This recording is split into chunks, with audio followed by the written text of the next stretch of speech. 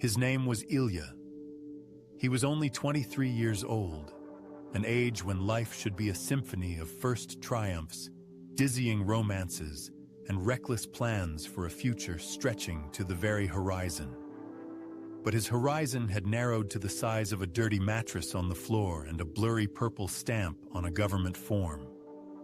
The official cause of death, written in a neat, impersonal hand, was sepsis, acute blood poisoning. It was a convenient, sterile, bureaucratic lie, sanitized of the truth, tasteless as distilled water, and just as dead. A phrasing created not to explain, but to conceal. To conceal the ugly, foul-smelling, unbearable truth from the comfortable consciousness of the average person. But the truth doesn't stay buried for long, especially if the grave is shallow. Ilya was eaten alive. Not by a predator of flesh and blood, not by a fanged monster from childhood nightmares that hides under the bed. He was devoured from the inside by a poison that he himself, with his own hands, trembling with impatience and fear, had cooked up in the greasy, sticky with filth kitchen of his rented apartment on the outskirts of a nameless industrial city of over 1 million people. A poison he considered his salvation. His leg, from the knee all the way to the ankle, was covered not with skin, but with a solid, black, lumpy, scaly crust, horrifically similar to the bark of a charred tree after a furious forest fire. In several places, this dead, parchment-like crust had fallen away, revealing a yellowish, necrotic subcutaneous tissue that looked like rendered goose fat. And in the very center of his shin gaped a hole the size of a large man's fist, through which the tibia was clearly, anatomically visible, like in a textbook for medical students. White, smooth, polished by pus and chemicals to an unnatural, ghastly ivory sheen. He rotted alive, fully, clearly, lucidly conscious, for 6 long, endless months of agony. Ilya was not the only one. He was just one nameless soldier in a gigantic 3 million-strong army of the doomed. According to the most conservative, most understated official estimates, at the peak of the epidemic, up to 3 million people in Russia and throughout the post-Soviet space were systematically using this drug. 3 million living people, slowly and inexorably turning into the walking dead, their bodies decomposing faster than they could die. Its chemical, scientific name is dizomorphine. But among the people, on the streets and in the shooting dens that reeked of death, it was nicknamed far more accurately, vividly, and terrifyingly. KROKODIL. The name was born from its first, most obvious and frightening effect. The skin at the injection site almost immediately turns green, becomes covered with dense bumps and rough scales, becoming frighteningly similar to the hide of a prehistoric reptile, to the coarse skin of an alligator. And then this new alien skin begins to die off, blacken, and fall away in huge, oozing layers of pus and lymph, exposing what lies beneath: flesh, tendons, and bone. But this was only the first, most harmless stage of the transformation. The average life expectancy of a person who starts systematically using KROKODIL is 1 year. Many did not even live 6 months, burning up in a chemical fire in one short season. This is not a drug in the conventional sense of the word. It is not a way to get fleeting pleasure or escape from reality. It is chemical suicide on an installment plan, a one-way ticket to the deepest, darkest, and most foul-smelling circle of Dante's Inferno, which man, with diabolical ingenuity, has built for himself. The main paradox, The wicked, caustic irony of this 21st century plague was that the base for this diabolical potion was sold completely legally, without a prescription, in every, even the most run-down, pharmacy in the country. Cheap cough tablets containing codeine, a medicine that was supposed to save people from illness, became the cornerstone of the most terrible and grotesque drug epidemic in recent history. And no one sounded the alarm until the city streets filled with shadows, people with rotting, falling off limbs and empty, burned-out eyes. They did not yet know that the most gruesome ingredient in this recipe was not acid or gasoline, but something far worse. To turn relatively harmless pharmacy codeine into desomorphine, these new alchemists of despair did not need complex laboratories or expensive equipment. They bought everything they needed at the local hardware store, without arousing any suspicion. Kalosha gasoline or cheap paint thinner, hydrochloric acid from the plumbing section for clearing clogged pipes, vials of iodine from the very same pharmacy, and red phosphorus, which they would spend hours methodically and almost meditatively scraping from hundreds of matchboxes. They were not synthesizing a pure drug. They were creating a filthy, incredibly toxic, hellish mixture, a crude chemical cocktail that contained not only miserable specks of the desired desomorphine, but also all the poison used in the cooking process. Phosphorus, iodine, heavy metals from low-quality gasoline, remnants of unreacted acid, poisonous impurities from the tablets, and this explosive mixture, which burned everything in its path, they injected directly into their veins, into the very heart of their circulatory system. The effect of a single dose lasted only 90 minutes, sometimes an hour. And the process of cooking a new batch took from 30 to 45 minutes. This created a monstrous, continuous closed loop from which there was no escape. An injection, a short, murky, joyless high. Withdrawal begins, a maddening pain. Back to the stove, back to mixing ingredients, back to cooking. There was no sleep, there was no food. There was only this endless, exhausting race against time, where the next dose was at stake, a short reprieve from the unbearable, all-pervading pain. Doctors in septic surgery departments across the country described scenes reminiscent of the most gruesome B-horror movies come to life. They were brought patients whose arms and legs would literally fall off at the slightest touch, remaining in the hands of the orderlies. The flesh had the consistency of an overripe, blackened avocado. It could be scraped off with a surgical spoon right down to the bone, and the patient wouldn't even feel it. The nerve endings had long since rotted away. The smell in these wards was unbearable, a heavy, thick, acrid mixture of chemicals, pus, and dead, decaying human tissue.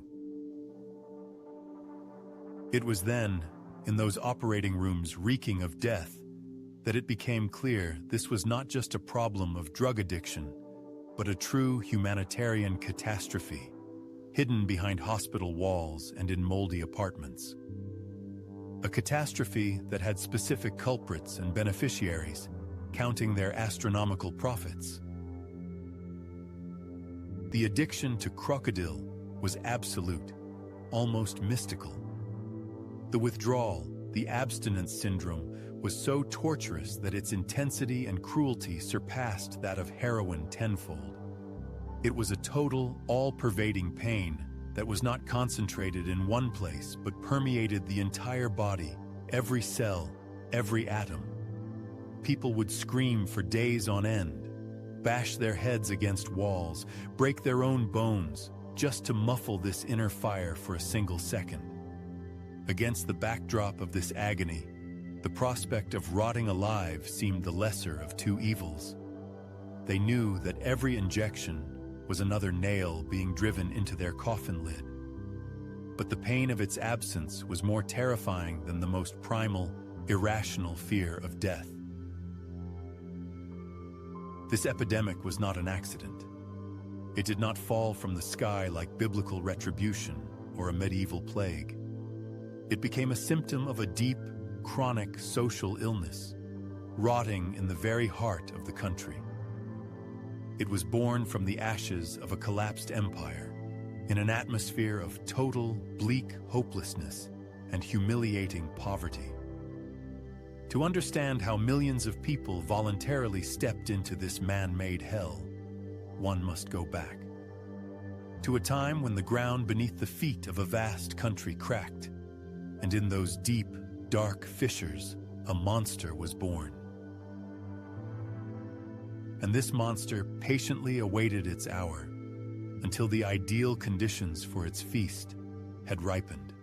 It was in no hurry, knowing that the hunger of despair would only make its meal tastier.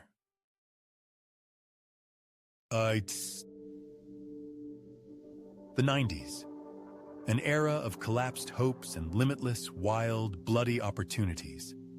The Soviet Union, a colossus with feet of clay, crumbled to dust, leaving a vacuum in its wake. A vacuum of ideology, a vacuum of power, a vacuum of economy, and most importantly, a vacuum of meaning. For some, it became a time of unheard-of, rapid enrichment on the smoldering ruins of the old world. For millions of others, a time of personal and societal catastrophe, the collapse of their entire familiar way of life. Factories that were once city-forming enterprises, giants of industry, the pride of the country, shut down one after another. Their low, steady hum, once the soundtrack for entire cities, fell silent, and the resulting quiet was deafening, oppressive, terrifying. Entire monotowns, built around a single plant or mine, turned into ghosts overnight, into ready-made sets for post-apocalyptic films. Thousands of engineers, skilled workers, teachers, and doctors found themselves on the street overnight, thrown out of life. Their skills, their experience, their entire past lives were devalued, turned to dust, to useless junk. The sense of dignity, cultivated by decades of honest labor, was trampled and humiliated by need and absolute uncertainty. It was into this fertile ground of total despair that the first poisonous seeds fell. Heroin. In the criminal world, it was called black, smack, or H. The recent Afghan war had not passed without a trace. It not only left deep, unhealing scars on the bodies and souls of veterans, but also paved the way for drug trafficking on a scale never seen before. Pure, potent heroin flooded into a country where millions had no jobs, no future, and not the slightest hope for tomorrow. It offered a simple and clear way out, a shot, and there was no more humiliation, no more hunger, no more fear. There was only a warm, viscous, enveloping oblivion. But this was just a prologue to the real nightmare that lay ahead. This was the first lost generation. They died in dark, squalid stairwells, in flooded, rat-infested basements, from overdoses and the rapidly spreading AIDS. Their death was quick, and compared to what would come later, clean in its own way. Heroin killed, but it didn't make you rot alive. It was an expensive pleasure, the lot of those who could still steal, rob, or earn money for a fix through prostitution. It was a drug of despair, but not yet a chemical weapon of mass destruction. But it did the most important thing. It prepared the ground and created a vast, multi-million-strong army of opiate addicts for whom a return to normal life was already practically impossible. By the early 2000s, the state, gradually recovering from the initial shock and chaos of the 90s, began to slowly, clumsily tighten the screws. The fight against drug trafficking intensified, and the borders became better guarded. Heroin became more expensive, its quality dropped sharply, and it became much harder to get. For the vast army of already established addicts, this was a death sentence. They were left alone with their monstrous addiction, without access to their usual substance. Withdrawal didn't ask about geopolitics or the successes of border guards. It demanded its due with relentless cruelty. It was at this moment that a feverish, desperate search began in their circles, in the grim drug dens and on dirty kitchens across the country. A search for a cheap, accessible alternative. A brain burned by the pain of withdrawal is capable of monstrous, perverse ingenuity. They knew what they needed, an opiate, any opiate. And they began to look for it in the legal sphere, where the arm of the law had not yet reached. And this search led them to the most unexpected and public place imaginable. The answer lay on the gleaming shelves of pharmacies, shining with the whiteness of cardboard packages and the promise of relief. Codeine, an opioid analgesic, albeit a weak one. It was found in dozens of popular cough and headache remedies: Turpencod, Codlac, Nurofen Plus, Pentalgin N. Cheap, accessible, sold completely freely, without any prescription. For an ordinary person, a salvation from a cold. For an addict who knew the basics of organic chemistry, the key to synthesizing a new, cheap, but deadly god. Somewhere in the anonymous expanse of Russia's million-plus cities, in the mind of an unknown, self-taught chemist, a recipe is born. It was not a brilliant scientific discovery. It was a diabolical compilation of scraps of knowledge from old Soviet organic chemistry textbooks, data from the first internet forums for substance abusers, and a brutal method of trial and error. The formula itself for converting codeine into desomorphine, a more potent opiate, had been known to scientists since the 1930s. But back then, it was synthesized in sterile laboratories from pure raw materials. Now, however, the laboratory had become an enameled pot on a gas stove in a Khrushchevka. They could not have imagined what kind of genie they were letting out of the bottle. They quickly realized that for the reduction reaction, the transformation of one molecule into another, they needed iodine and red phosphorus. Iodine was in every pharmacy and cost pennies, and phosphorus was on every matchstick. Thus was born one of the most grim and meditative images of that era. Addicts, sitting for hours over a mountain of matchboxes, methodically scraping off the brown striker with a dull knife or blade. This monotonous, painstaking work soothed nerves frayed by waiting for a dose and created the illusion of meaningful activity. But they did not yet suspect what a terrible price they would have to pay for this home-brewed chemistry. Next, they needed a solvent to separate the codeine from the paracetamol and other impurities in the pills. Any would do. Kalosha gasoline, sold for refilling lighters. Paint thinner. Nail polish remover with acetone. They needed an acid. Hydrochloric acid for cleaning pipes, or even sulfuric acid, the electrolyte from car batteries, was used. Each of these components individually was a deadly poison for the human body, but together, they created something even more horrific, something for which medicine did not yet have a name. The first cooks acted at their own risk, like sappers in a minefield. Some suffered terrible chemical burns on their faces and hands. Some blew themselves up, setting the kitchen on fire from gasoline fumes, and perished in the flames. Some were poisoned by the toxic fumes and died on the spot, without even getting to try the result of their labors. But someone, in the end, got what they were looking for. A murky, brownish-yellow liquid with a sharp, unbearable chemical smell. A liquid that gave a short but powerful high, very similar to that of heroin. The recipe had been found. Hell opened its gates, and it began to spread with the speed of a plague. Not through the internet or books, which they did not read. It was passed from mouth to mouth, from one drug den to another. It was scrawled in clumsy handwriting on scraps of paper, on cigarette packs. One addict taught another not out of altruism, but to get a share from a collective cook. It was a perfect decentralized, self-replicating system of horror, having no center and therefore practically invulnerable. Pharmacies instantly turned into a gold mine, a Klondike for unscrupulous dealers. Pharmacists and pharmacy chain owners quickly realized who their new main customers were.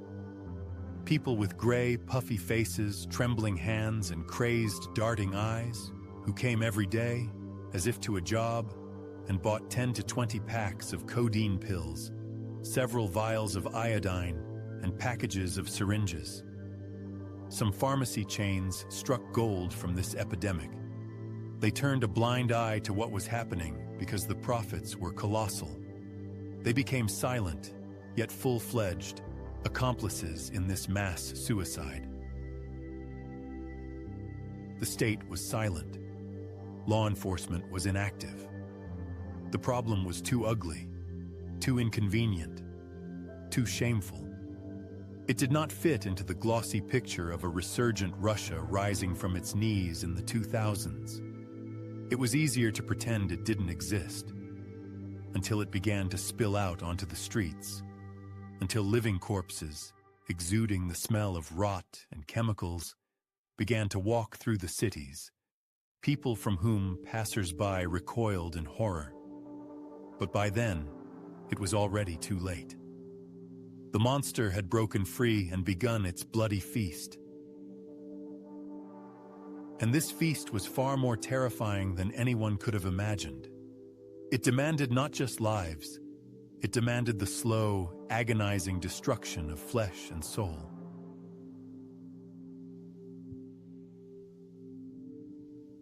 A den. This word conjures images from cheap action movies, semi-darkness, clouds of cigarette smoke, mysterious figures in the shadows. The reality was simultaneously more prosaic and 100 times more terrifying. A typical apartment in a standard panel high-rise. A Khrushchevka, or a Brezhnevka, of which there are millions across the country.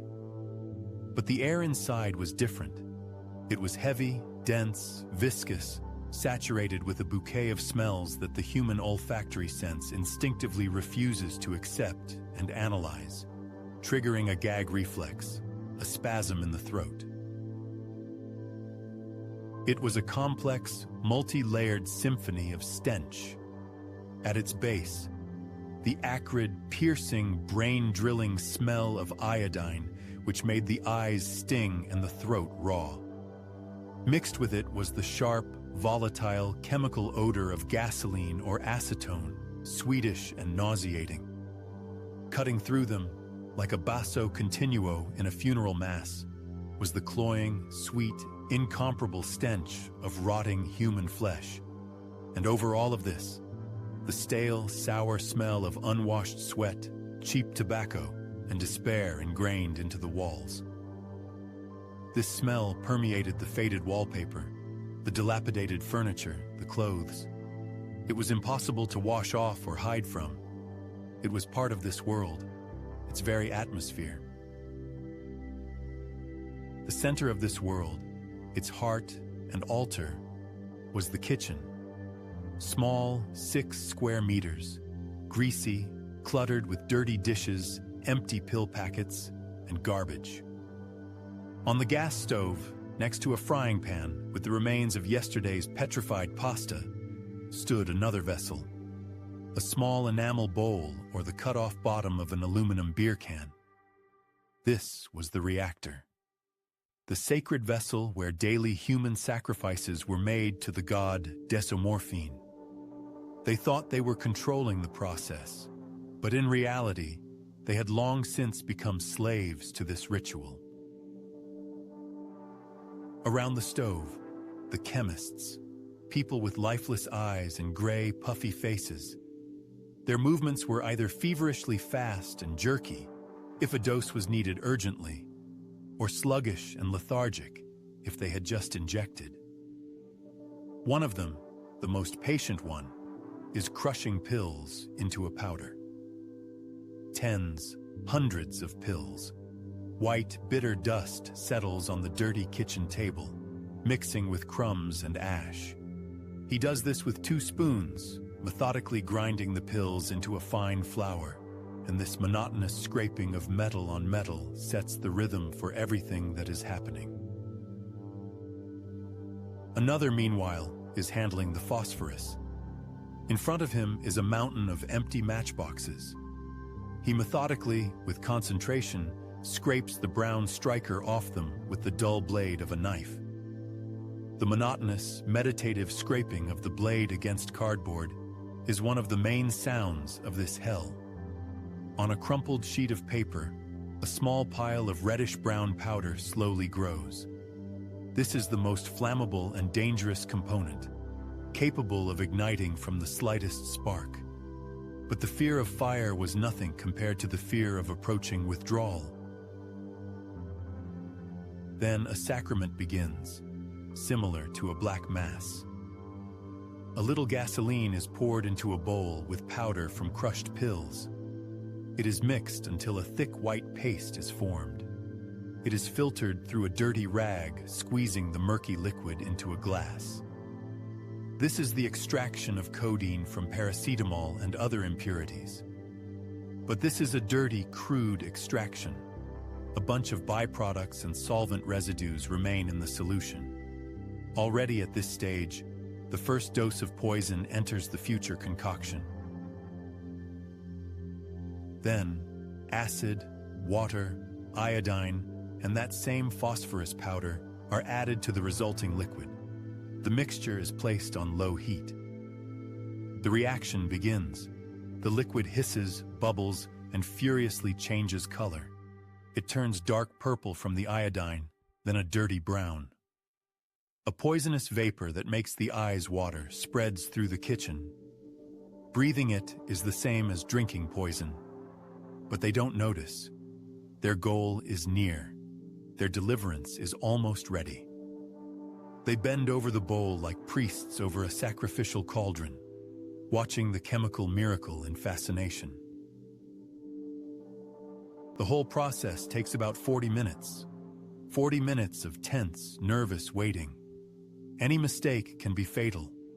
Too much phosphorus, and the mixture can ignite, turning the kitchen into a fireball. Too much heat, and everything will boil away without reacting. They act with expertise, like experienced but insane chefs preparing their signature dish. A dish that will kill them. Finally, the cook is finished. A few milliliters of a murky, oily, dark brown liquid with an iridescent sheen of gasoline on the surface remain in the bowl. This is KROKODIL. It needs to be quickly cooled and drawn into a syringe through a cotton ball or a cigarette filter. This is the most exciting, the most thrilling moment. Hands tremble with impatience and the onset of withdrawal. Withdrawal is already pounding in their temples, twisting their joints, piercing their bones with icy needles. Now they need to find a vein. After months of use, this is the most difficult part of the quest. The arms and legs of KROKODIL veterans are covered with a solid, hard crust of thrombosed, burned-out veins, old scars, and non-healing purulent ulcers. Finding a live, working vein is a stroke of great luck. They inject at random, blindly, into muscles, into hardened tissue, wherever they can. Sometimes the needle hits an artery, Then the arm instantly swells up like a balloon and turns black within hours. This is a sure path to amputation, but they take the risk because the pain of withdrawal is stronger than fear. And so, the needle enters the body. The plunger slowly goes down. The poison enters the blood. The first sensation is a burning, unbearable heat traveling up the vein. It is the acid and solvent literally burning the vessel from the inside. But after a few seconds, it comes. The rush.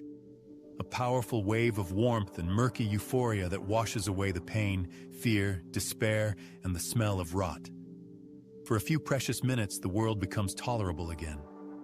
The withdrawal recedes. They can breathe out. For a moment, they can feel almost alive. But this is only a brief, costly illusion.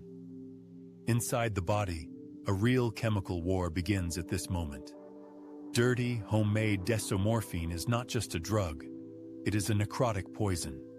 It causes an immediate and severe spasm of the small blood vessels, the capillaries. Blood stops flowing to the tissues.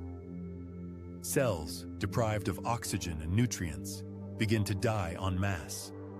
First, the walls of the veins themselves suffer. They become inflamed, harden, and thrombose. The vein burns out, turning into a hard, lifeless necrotic cord under the skin. Then the process goes deeper. Poisoned blood, clots, bacteria from an unsterile syringe. All of this creates a powerful source of inflammation. The tissues around the burned vein begin to swell and turn red. Then they darken, becoming bluish-black. Necrosis begins. The flesh dies. The body, horrified by what is happening, tries to reject the dead tissue.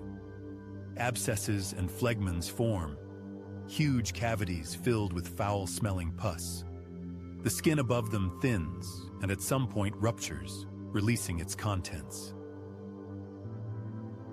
An ulcer forms. But this is not an ordinary ulcer.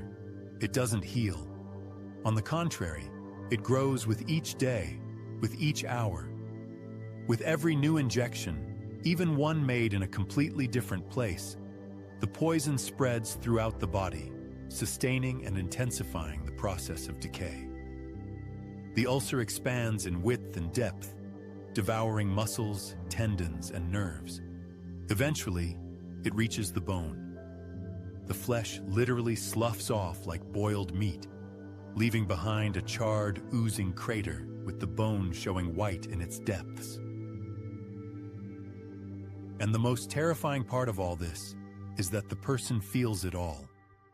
He sees his body decomposing before his very eyes.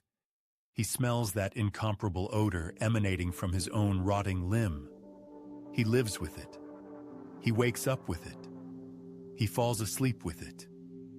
And the only thing that can temporarily muffle this physical and mental horror is a new dose of the very poison that is killing him. It is a perfect, diabolically constructed trap from which there is no escape. They understood perfectly well that they were rotting. Their conversations were often filled with dark, gallows humor. Looks like my leg is about to fall off. I'll have to tape a new one on with duct tape. I've got no meat left there. Soon the bones will start sticking out. I'll be able to carve patterns on them. They tried to treat themselves. They smeared their ghastly ulcers with ointments bought at the same pharmacy where they got the codeine. But it was like trying to put out a forest fire with a glass of water. The process was irreversible and followed its own inexorable laws. The addiction was not only physical, but also deeply psychological. The entire world shrank to the size of the drug den. All social connections, family, friends, work, all of it was severed within the first few weeks. Only others like him remained. Fellows in misfortune, competitors for a dose, accomplices in a slow group suicide. They cooked together, injected together, rotted together.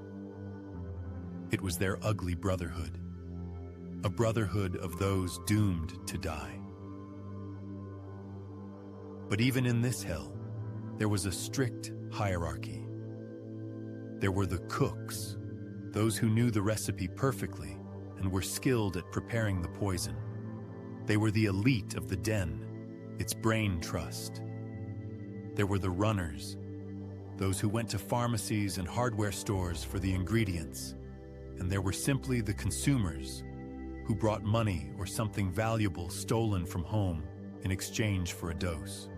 Often, girls lived in the den, paying for the drug with their bodies, servicing both the den's owners and the guests. It was a cruel microcosm, reflecting the darkest sides of human nature pushed to the last extremity.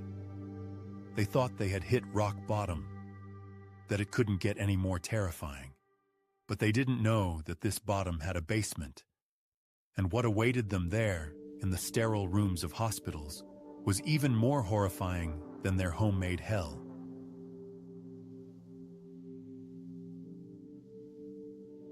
Imagine a surgeon in a purulent surgery department somewhere in Tolyatti, Chelyabinsk, or Novokuznetsk in the late 2000s. He is an experienced doctor, a man who has seen everything in his practice: the consequences of car accidents, industrial injuries, stab and gunshot wounds. He cannot be surprised or frightened by the sight of blood and human suffering. But what he saw with the arrival of the crocodile epidemic shook even him to the core. There is no pathos or drama in his memories, only a dull, endless fatigue and an acknowledgement of the horror. They would come to us already in the terminal stage, he recounts, staring into space as if reliving those days. An ambulance brings in a young guy, about 25, but he looks all of 60. Thin, emaciated to a skeletal state with grayish-yellow skin. And the smell. You can't mistake that smell for anything. A sweetish, cloying, nauseating smell of death. You can smell it as soon as the gurney enters the emergency room, and it lingers in the doctor's lounge for an hour after the patient has been taken away. He describes the initial examination, which was more like the work of a pathologist than a surgeon. You take off his dirty jeans, soaked with something, and underneath, it's not a leg. It's something formless, blackish green, swollen to incredible proportions, with numerous holes oozing pus. You take a sterile pair of forceps just to move the edge of a dirty bandage, and a huge layer of skin and muscle comes off with the bandage. It just falls off like wet paper. And underneath, bone. Bare, white bone.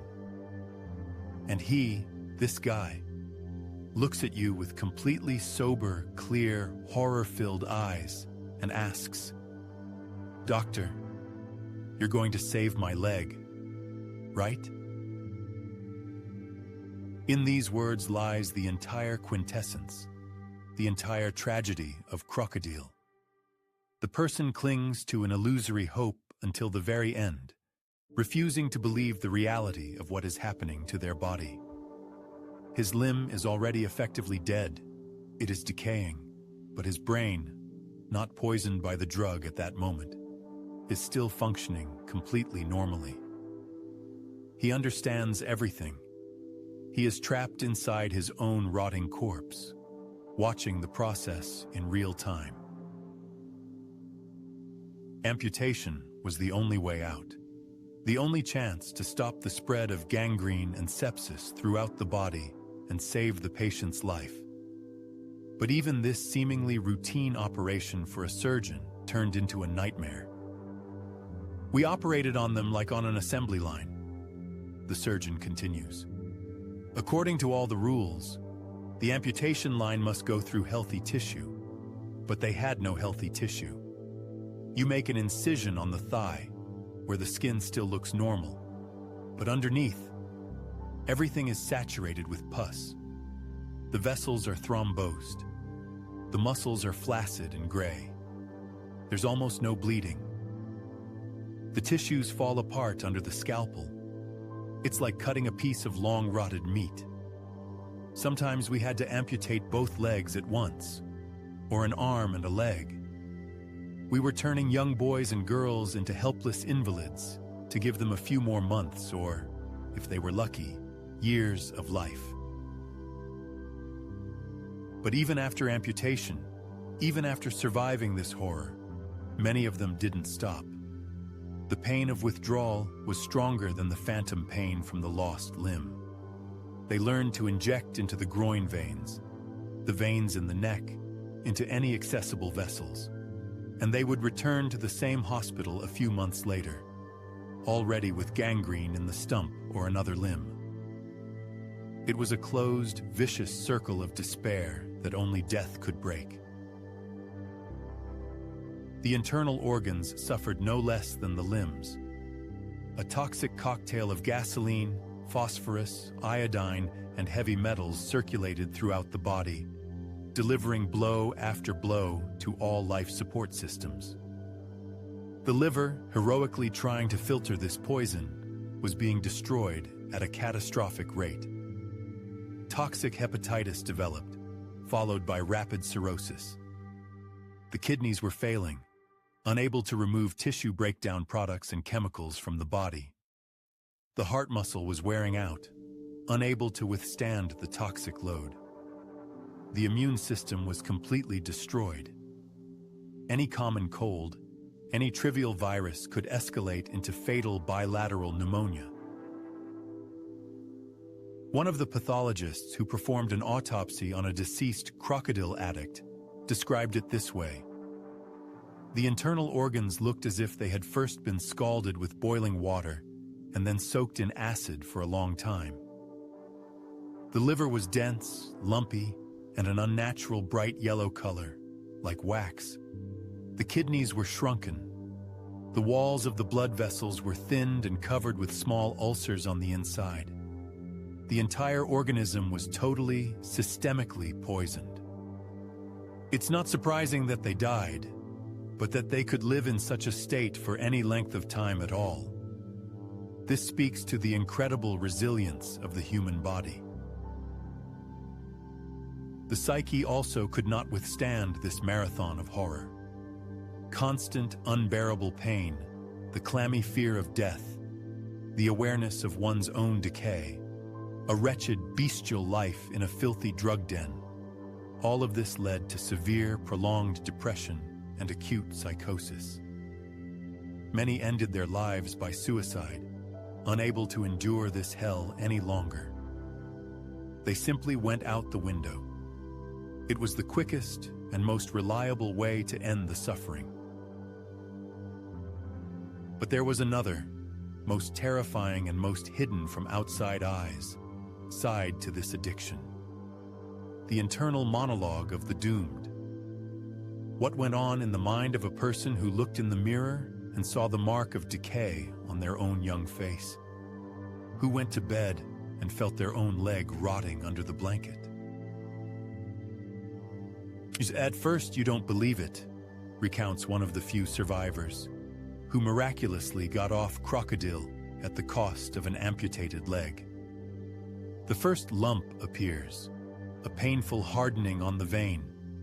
You think it's nothing, it'll pass. You rub it with heparin ointment from the pharmacy. Then it darkens, turns crimson. You start to worry. You switch to injecting in the other arm, in your leg. But the process has already begun. Then the first little ulcer appears, small like a pimple. But it doesn't heal. It grows. And that's when the real fear sets in. An animal, clammy, paralyzing fear. You realize that something irreversible and terrible is happening. He continues, struggling to find the words. You start to hate your body. It has betrayed you. It's rotting, it stinks, it's falling apart. You try to hide it. You wear long-sleeved clothes, even in 30-degree heat. But you can't hide from the smell. This smell follows you everywhere. You smell it constantly. You think everyone around you can smell it and is looking at you with squeamishness and disgust.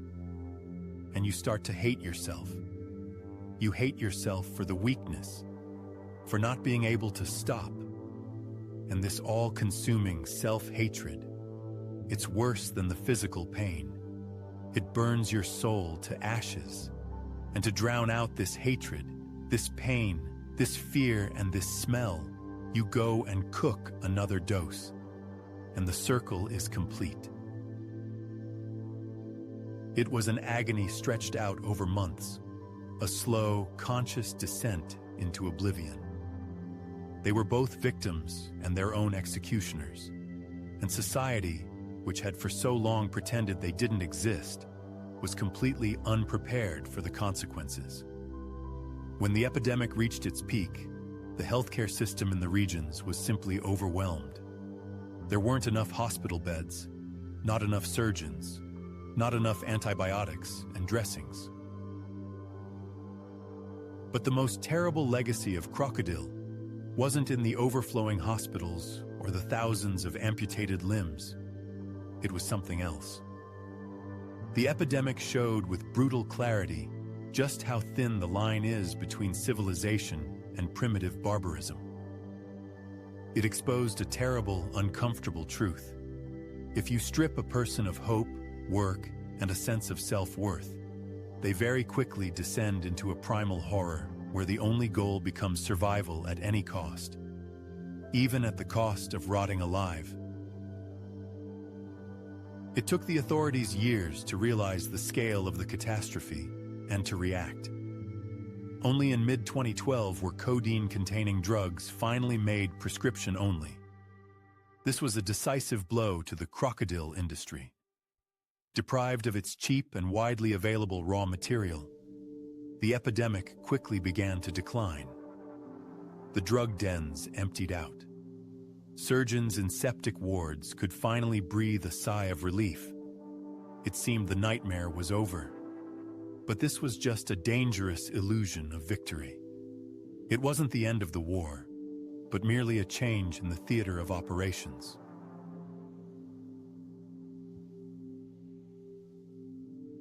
The KROKODIL epidemic receded, leaving behind a scorched earth.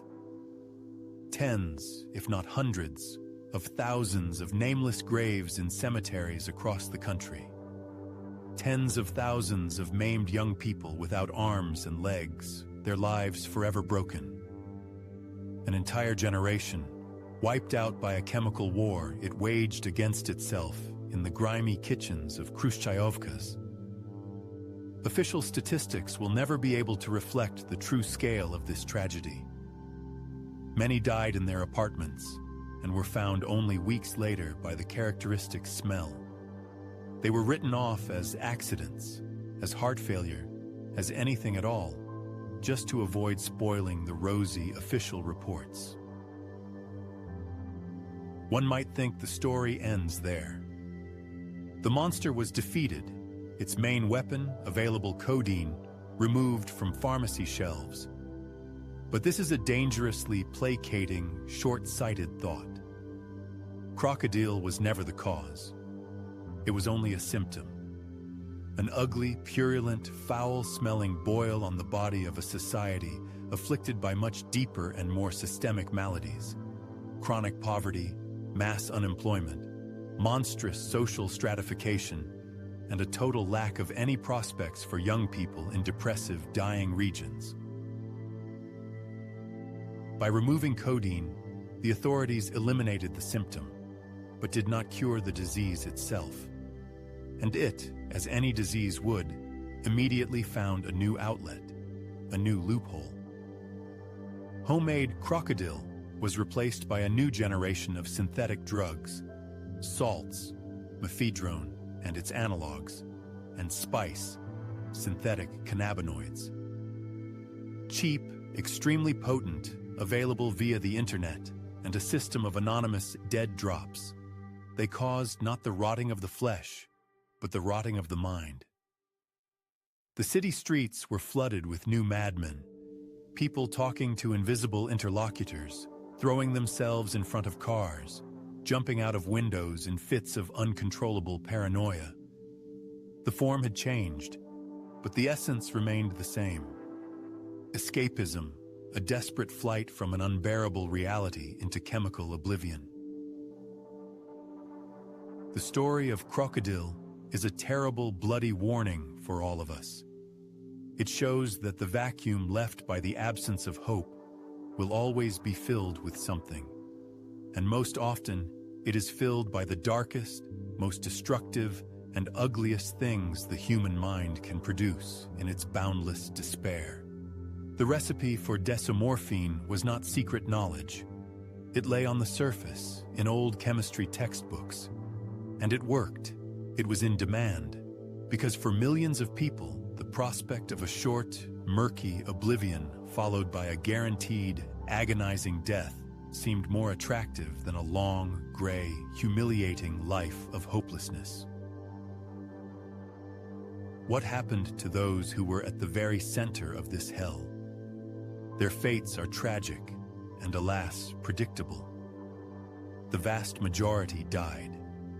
The few who survived were left disabled physically and morally. A person who has gone through the unique experience of watching their own body rot can never be the same again. This experience burns the soul to ashes, leaving only emptiness and scars. Some of them try to share their story, speak at rehabilitation centers, and warn teenagers against repeating their path. Their faces, their armless and legless bodies, are the most powerful and effective anti-drug propaganda, far more effective than any government posters and boring lectures. And what about the pharmaceutical companies and pharmacy chain owners who cynically profited from this tragedy for years? Which of them was held responsible for the thousands of ruined lives? The answer is simple: no one. Their business was formally legal. They were simply selling a product approved for over-the-counter sale that was in high demand. The moral side of the issue did not concern them. Profit, once again, proved to be more important than conscience and humanity. And this is also one of the terrible lessons of KROKODIL. In a system where money is the main and only measure of success, human life can easily become a bargaining chip, a byproduct in a quarterly profit report. Today's world has changed. Technology has leaped far ahead. The home cooking in kitchens has been replaced by the darknet with its well-established logistics, cryptocurrencies, and anonymous synthetic drug shops. But has man himself changed? Have the social and economic conditions that push him into the abyss of self-destruction changed? In small, God-forsaken towns, where the only job is at a half-dead factory for pennies, and the only entertainment is a bottle of cheap vodka, a new generation with no future is still growing up. And somewhere out there, in the mind of another desperate teenager who sees no other way, a new, even more terrible recipe may be forming right now. From new available components, from household chemicals, from veterinary drugs, from anything. Because the thirst for oblivion, the thirst to escape, even for a moment, from the cage of bleak, gray reality, is a terrible primal force, and it will always find a way to satisfy itself. The KROKODIL epidemic did not end in 2012. It simply lay low, changed its form, went underground, mutated. It is biding its time. It is waiting for us to forget about it again, lulled by a false sense of well-being and pretty numbers in reports. It is waiting for a new economic crisis, a new social upheaval, a new wave of mass despair. And when that happens, the monster will again crawl out from the deep cracks in the asphalt of our civilization. And it will have a new name, a new chemical formula, but its essence will remain the same. It will again begin to devour our children. Because we have still not learned how to cure the main disease that spawns such monsters, a disease named hopelessness. And until it is cured, none of us can feel safe. Absolutely no one.